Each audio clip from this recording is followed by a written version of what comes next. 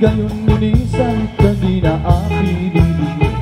Kapag sa'yo ipakita ang imo pagrayhan, alam pangita na inig aado, ibasiti ka ng sayaw nga bantugan.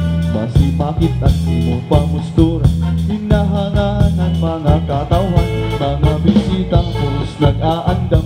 Kanira tuno ni Ronnie ang pamansan ang nagulat, ikita nira ang kalugaringon nga sindusayaw. Anak ang kadis, hindi gapos na ang panyuli tuhala na buklaran. Ayaw pag-iha, korta tiro ka, ay bangin nito'n maginong bato pa. Amaw pa ibang pinun, matanon ng kalansan, nagrarayhat, walay hunong nakalipay.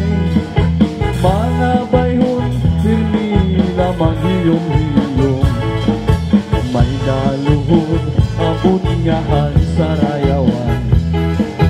Samtang sige, ang parang pakhang katauhan, sige liwat, tawahan mga kalagsan.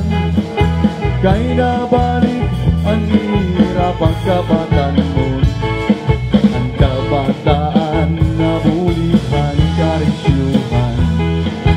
Nalaila ang gawasan sa rayawan, samtang naman ang mga kaulitauhan. Napaligid, nagtitinita kang hintay. Ala sige na, isip-isip pa, ipakita nga may kaibubuga. Isang kong tuhod, di magluya na, ala sige la, ayaw pa halata.